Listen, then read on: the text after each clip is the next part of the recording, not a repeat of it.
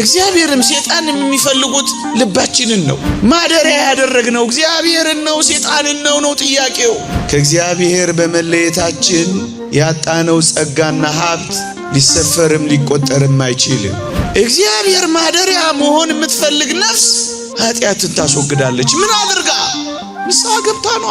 ይሄ ጉዞ ወደ አጣነው ስፍራ የምንጓዘው ጉዞ፣ ይሄ ጉዞ የንስሐ ጉዞ ነው። ክርስቲያኖች እርግጠኛ ነኝ እግዚአብሔርን የምትወዱት እጃችሁን አውጡልኝ ብል ሁላችሁም ትወዱታላችሁ፣ እጃችሁን ታወጣላችሁ። እግዚአብሔርን መውደዷን የምታረጋግጠው አንድ ነገር ብቻ በማድረግ ነው። እግዚአብሔር የሚወደውን በማድረግ።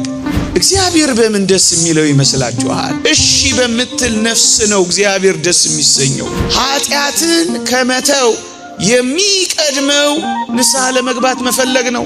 ቅጣትንና ቁጣን ሳታመጣ የምታልፍ ኃጢአት የለችም። ስሜትንም አእምሮንም የሚቆጣጠር የእግዚአብሔር ልጅ መሆናችን በመንፈስ ቅዱስ መመራታችን ነው። ወገኖቼ እወድሃለሁ በሥራዬ ግን እሰቅልሃለሁ ማለት ይገባል።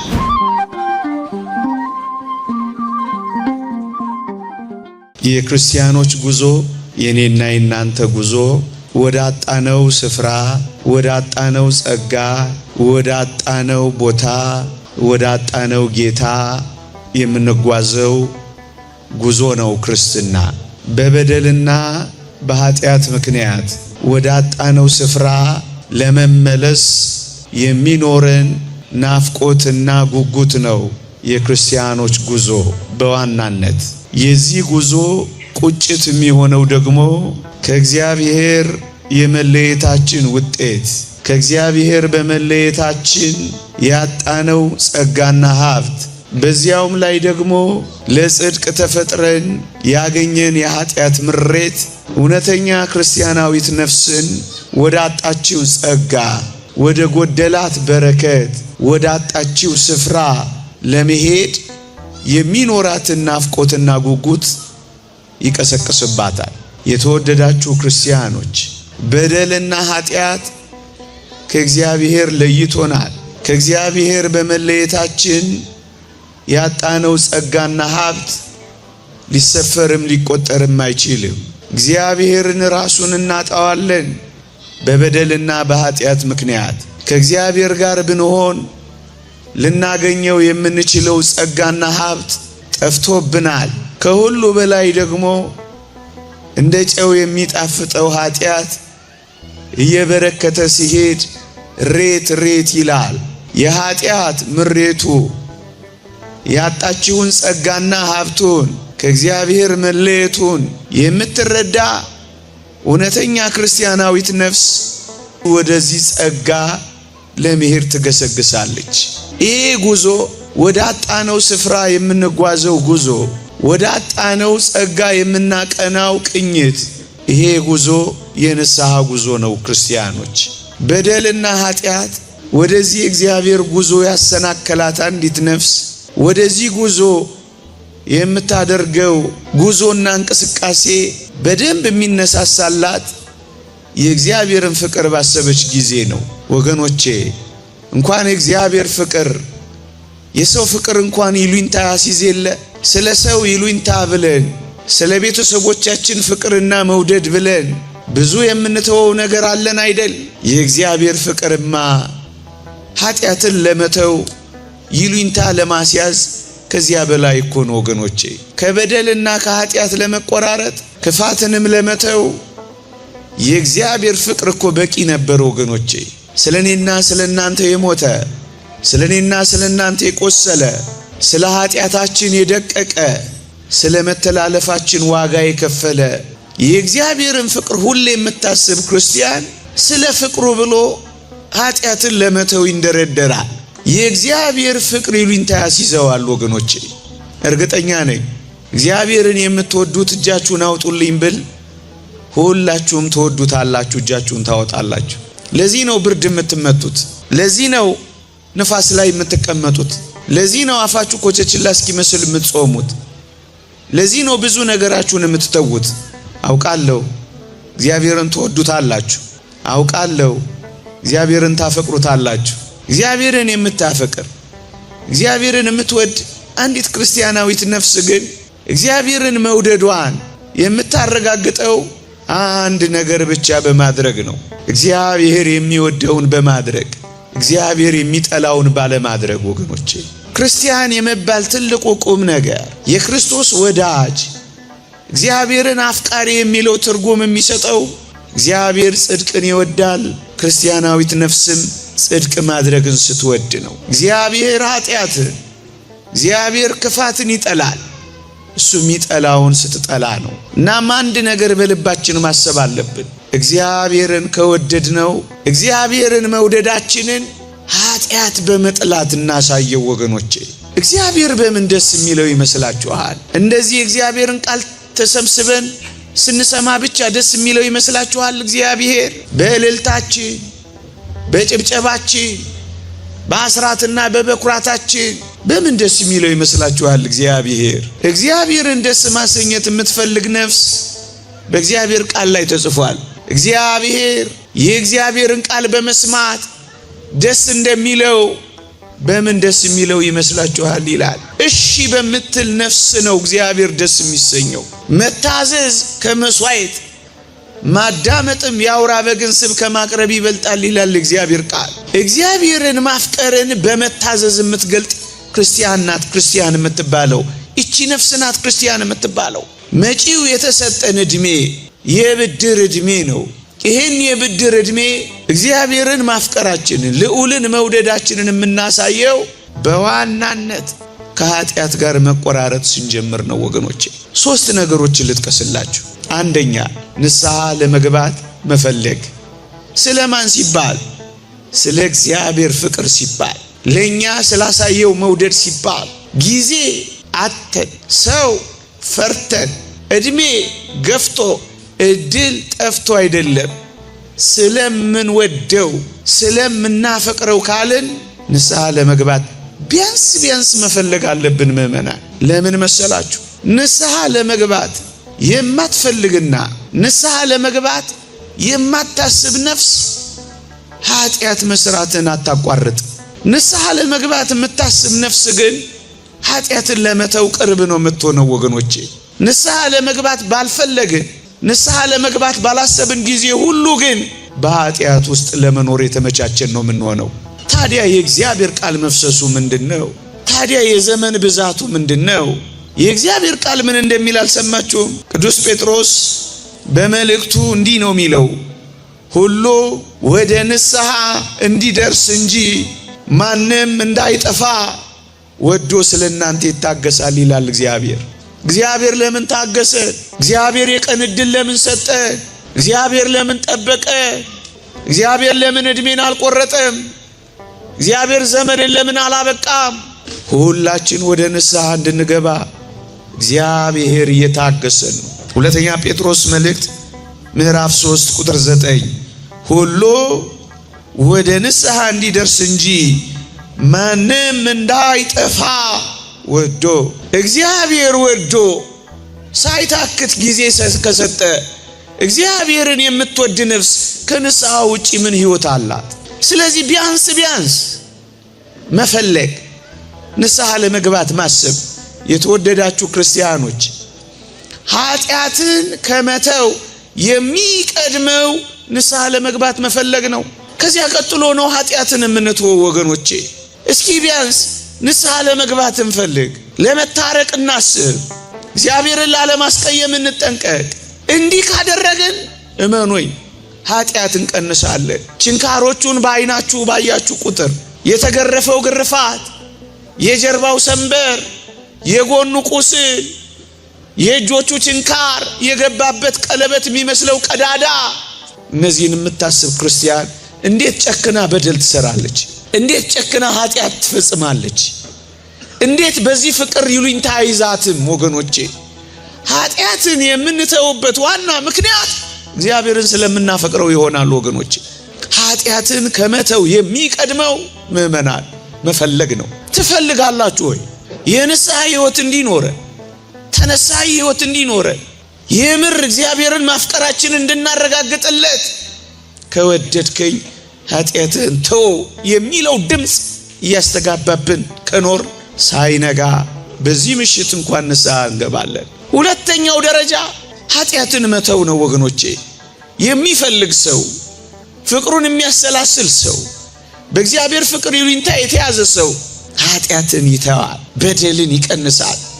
ከህሊናውና ከልቦናው ጨርሶ ለማጥፋት አቅም ያገኛል።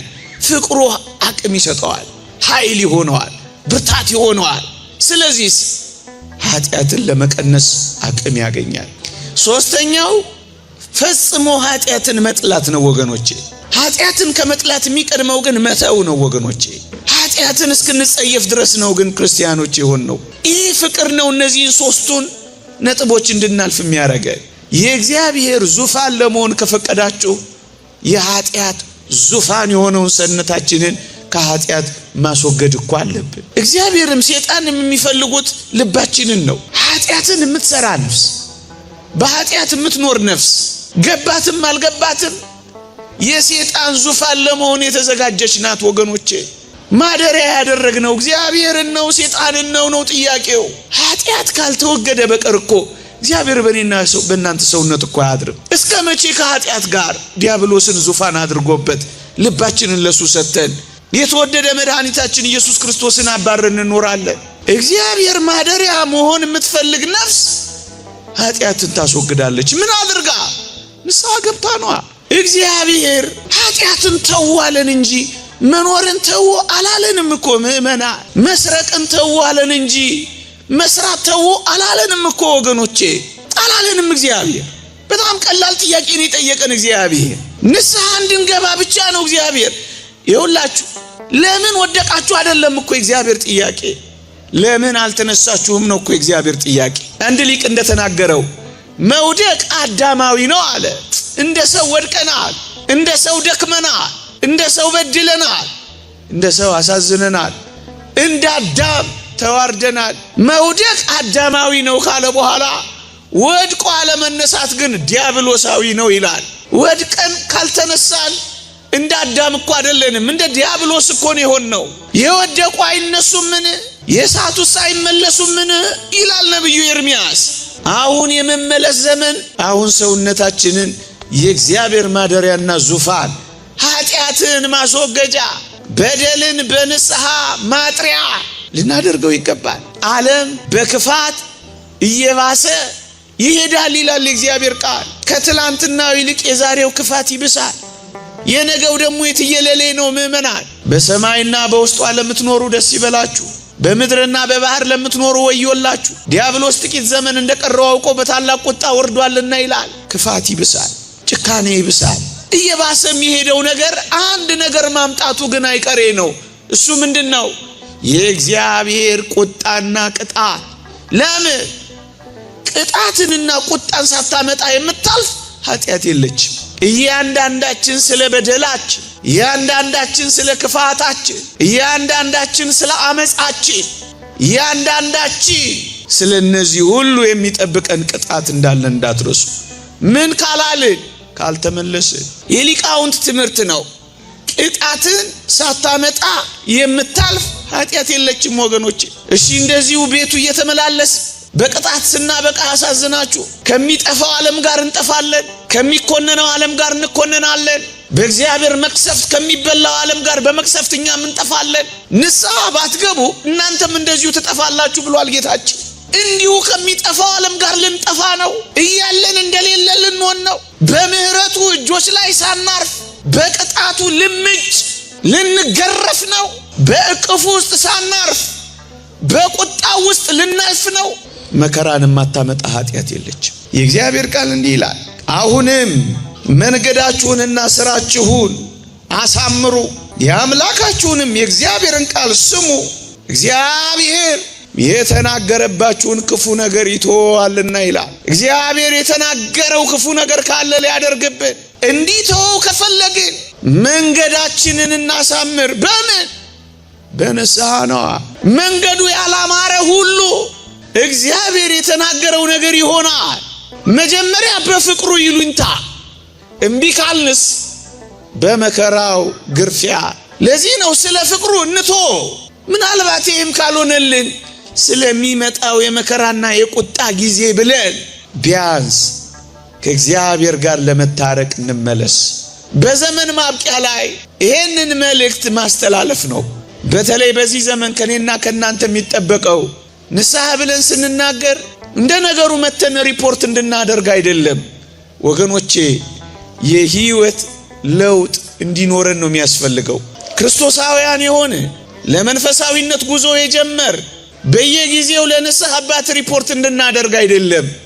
በየጊዜው ግን እውነተኛ ንስሐ በመግባት የእውነተኛ የህይወት ለውጥ እንድናመጣ ብቻ ነው የሚያስፈልገው። የህይወት ለውጥ፣ እውነተኛ መጸጸት፣ እውነተኛ ንስሐ፣ እውነተኛ እግዚአብሔርን ማፍቀር፣ እውነተኛ የእግዚአብሔር ዙፋን ለመሆን መፈለግ፣ የሚመጣውን መከራ ለመሸሸግ መቁረጥ እውነተኛ ለውጥ ያመጣል ወገኖቼ። ለዚህ ነው ወደ እውነተኛ ጸጸት እንድንመጣ። ጊዜያዊ ስሜት እንዲፈጥርባችሁ ብቻ አይደለም። ሰው ስሜታዊ ነው፣ እውነት ነው፣ ሊሰማን ይገባል። ሰው አእምሮአዊ ነው፣ ዕውቀታዊ ነው፣ እውነት ነው። ከነዚህ ከሁለቱ ግን የሚበልጠው መንፈሳዊነት ነው። በእግዚአብሔር መንፈስ መመራት ነው ወገኖቼ። ስሜትንም አእምሮንም የሚቆጣጠር የእግዚአብሔር ልጅ መሆናችን በመንፈስ ቅዱስ መመራታችን ነው ወገኖቼ። እሱ ደግሞ የህይወትን ፍሬ ይሰጠናል። የጽድቅ ፍሬ፣ የሰላም ፍሬ፣ የትዕግስት ፍሬ፣ ራስን የመግዛት ፍሬ፣ እነዚህ በህይወታችን ሊታዩ የሚገቡ ፍሬዎች በእውነተኛ የህይወት ለውጥ ይመጣሉ።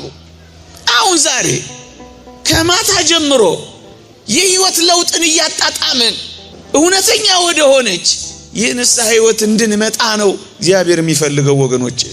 ይሄ ብቻ ግን አይደለም ምእመናን፣ የኔና የናንተ ወደ ረጅሙ የቅድስናና የንጽህና ህይወት የሚደረገው ጉዞ መጀመሪያው ነጥብ ንስሐ ነው ወገኖቼ። ንስሐ እንድንገባ መፈለግ አይደለም፣ ኃጢአትን መተው አይደለም፣ ኃጢአትን መጥላትና መጸየፍ አይደለም። እግዚአብሔር እኔና እናንተን የሚፈልገው የረጅሙ ጉዞ ተካፋይ እንድንሆን ነው። ቅዱስና ንጹህ እንድንሆን ነው ወገኖቼ። ለዚህ ተጠርተናል ወገኖቼ። እግዚአብሔርን ወደምታስመስለን ህይወት፣ ቅዱስ ወደ መሆን ህይወት፣ ንጹህ ወደ መሆን ህይወት፣ የረጅሙ የቅድስናና የንጽህና ህይወት መጀመሪያው ነጥብ ግን ንስሐ ነው። የግንኙነቱ መጀመሪያ ንስሐ ነው። ንጹህ እንድንሆን ነው እግዚአብሔር ይጠራል። እኔ ቅዱስ ነኝና እናንተም ቅዱሳን ሁሉ የሚለው ጥሪ ጥቅስ ብቻ አይደለም፣ ቅዱሳን እንድንሆን ነው እግዚአብሔር ይጠራል። ወደዚህ ወደ ቅድስና፣ ወደዚህ ወደ ንጽህና የምን ሄደው የመጀመሪያው የግንኙነት መጀመሪያ ግን ቢያንስ ንስሐ መግባት ትንሹ እኮ ነው ወገኖቼ፣ በጣም ትንሹ።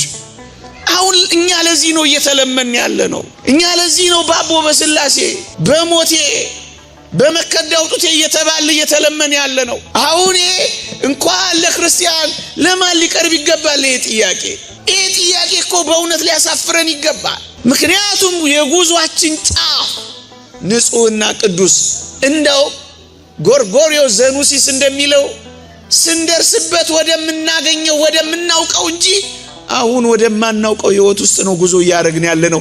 ስንደርስበት ወደምናውቀው ምእመናን እንዴ አባቶቻችን እኮ ፀሐይ አለች የለችም ነው ጥያቄያቸው እኮ። ፀሐይ ትውጣ እኮ አያውቁም ንጹሃኑ ቅዱሳኑ። ምክንያቱም ፀሐይ በሆነው በኢየሱስ ክርስቶስ ህይወት ውስጥ ስለሚኖሩ ሁሌ ብርሃን ነው ለነሱ። ምድራውያንን ሰዎች ሲያገኟቸው አሁንም እንደ ከርሞ እንደ ድሮ ፀሐይ ትወጣለች ነው ጥያቄያቸው ወገኔ። ሴት ይሁን ወንድ ይሁን የማይለዩበት ደረጃ ነው የሚደርሱት። ምን ነው እኛ ትንሿን ንስሐ እምቢ አልናት? እስከ መቼ ከእግዚአብሔር ጋር እንደተጣላን? እወድሃለሁ በስራዬ ግን እሰቅልሃለሁ ማለት ይገባል። የእግዚአብሔር ቃል እንዲህ ይላል፣ በስራቸው በክፋታቸው በኃጢአታቸው በክህደታቸው የእግዚአብሔርን ልጅ ይሰቅሉታል ያወርዱታል የሚላል ቅዱስ ጳውሎስ። የአይሁድስ በዛ ትሉ የለ የእኛስ አልበዛም? የሐሜት ጥፋታችን አልበዛም? የጸብ ጅራፋችን አልበዛም? የኩርፊያ ሰንበራችን አልበዛም? የዝሙት የሾህ አክሊላችን አልበዛም? ዛሬም በክርስቲያኖች በወዳጆቼ ቤት የቆሰልኩት ቁስል ነው አለ። ዛሬስ በእኛ ልብ ውስጥ መቁሰል አለበት። ዛሬም በእኛ አንደበት መገረፍ አለበት። ዛሬም በእኛ ጥላቻ መድማትና መጥቆር አለበት። የእኛስ በደል የኛ ሰቅሎ ማውረድ የለም አለ። ወደዚህ ንጽህናና ወደዚህ ቅድስና ነው የእግዚአብሔር ቃል ጥሪ። ምእመናን ንጹህና ቅዱስ እስክንሆን ኃጢአትን እስክንጠላ አይደለም፣ ጭራሽ እስከማናውቀው ድረስ ቀስ በቀስ እርግጠኛ ነኝ እዚህ የመጣችሁት ምርጫችሁን እግዚአብሔር አድርጋችሁ እንደሆነ እረዳለሁ፣ አውቃለሁ። ባይሆንማ እዚህ ቁጭ ብላችሁ ታግሳችሁ እንደኔ ምናምንቴ የሆነውን አትሰሙም ነበረ። ግን ልንገራችሁ፣ ምርጫውን እግዚአብሔር ያደረገ ሰው መንገዱን እግዚአብሔር ያረጋል፣ ፈቃዱን እግዚአብሔር ያረጋል፣ ሐሳቡን እግዚአብሔር ያረጋል። ምርጫ የሚገለጸው በሱ ነው። ፈቃዳችንን ለፈቃዱ ስንሰጥ ነው። መንገዳችንን ለመንገዱ ስናስገዛ ነው። ሐሳባችን የእግዚአብሔር ሐሳብ ሲሆን ክርስቲያን እንደዚህ ነው ወገኖች። እግዚአብሔር አሁን ከኔና ከናንተ የሚፈልገው ይቅር በለን ብለን ያወቅነው የተረዳነው ንስሐ መግባትና መናዘዝ ብቻ ነው። ኃጢአታችንን ይቅር ሊለን ከአመጻችን ሁሉ ሊያነጻን የታመነና ጻድቅ ነው ተብሎ ነው የተጻፈው። ክርስትናን እንደ ነገሩ መኖርን እንቶ ቃል እግዚአብሔር እየሰሙ እግዚአብሔር በሚያዘን ሳይኖሩ መኖር ትንሽ ቢበቃል። በአገራችን በቤተ ክርስቲያናችን ከፍ ብሎ በዓለማችን ላይ ለሚመጣው ደስ የማያሰኙ ቁጣዎችና መከራዎች እኔ አስተዋጽኦ እንዳላደርግ ቢያንስ እኔ ንስሐ መግባት አለብኝ። ስለዚህ ለሁላችን ሲሆን ሁላችንም እግዚአብሔርን ተንበርክከን እጆቻችንን ዘርግተን ስላለፈው መከራችን ስለሚመጣው አበሳችን እግዚአብሔርን ይቅርታ ልንጠይቀው ይገባ ነበር። የማይበደለው ተበድሏል፣ የማይነካው ተነክቷል፣ የማይደፈረው ተደፍሯል። ይልቁንም የቀረብነው እኛ በብዙ ጎርተነዋል። እንደውም የራቁት በጣም ያለቅሳሉ፣ ሲመጡ ይፈራሉ፣ ይንቀጠቀጣሉ። እዛ ደጅ ቆመው ነው ሁሉን ነገር የሚያረጉት። የቀረብነው ተዳፍረናል። አወቀም ባዮች አፊዘንበታል። አንዳንዶቻችን መዘባበቻ አድርገነዋል። እግዚአብሔር እንደሌለ እስኪመስል ድረስ አኗኗራችን እንደዛ ሆኗል። እግዚአብሔርን በሚገኝበት ጊዜ ፈልጉት፣ ቀርቦም ሳለ ጥሩት ይላል እግዚአብሔር ቃል። እግዚአብሔር ይገኛል፣ የእግዚአብሔር ቃል ይገኛል፣ የእግዚአብሔር መስዋዕት ይገኛል፣ የእግዚአብሔር ካህን ይገኛል። የተወደደ ሰዓት አሁን ነው፣ የመዳንም ቀን ዛሬ ነው። በተወደደ ሰዓት ሰማሁ፣ በማዳኔም ቀን ረዳሁ ይላል እግዚአብሔር ቃል። አሁን ነገ አይደለም፣ አሁን ነገ ብወድቅስ፣ ነገ ብሰናከልስ፣ ነገ እንደገና ብበድልስ ሰው ነን። ኃጢአት ቶሎ ላይ ርቀን ይችላል። አትፍሩ ክርስቲያኖች። እግዚአብሔር ፍቅር ነው። እግዚአብሔር መሐሪ ነው። እግዚአብሔር ተቀባይ ነው። ተበቃይ ብቻ አይደለም። እግዚአብሔር በብዙ ተቀባይ ነው። ቁጣው ብቻ አስበን አይደለም፣ ምሕረቱንም ሰይጣን ኃጢአት ሲያሰራ ቸርነቱን ከኃጢአት መልስ ደግሞ ቁጣውን መሐሪ አለመሆኑ ሊሰብከን ይሞክራል። እኛ ክርስቲያኖች ግን ሁሉ ጊዜ የእግዚአብሔር እጆች ተዘርግተው ይታዩናል። የእግዚአብሔር እጆች ተዘርግተዋል፣ አልታጠፉም። እስኪታጠፉ ግን መጠበቅ የለብንም። አሁን ወደ እግዚአብሔር መቅረብ ግን አለብን። ምግብ ሲቀርብልን አሁን የምንታጠበው በኋላ እንቆሽሽም ብለን እኮ አይደለም፣ የግድ መታጠብ ስላለብን እኮ ነው። የተወደዳችሁ ክርስቲያኖች፣ ነገ ልንወድቅ እንችላለን፣ ነገ ልንደክም እንችላለን፣ ግን ዛሬ መጀመር አለብን።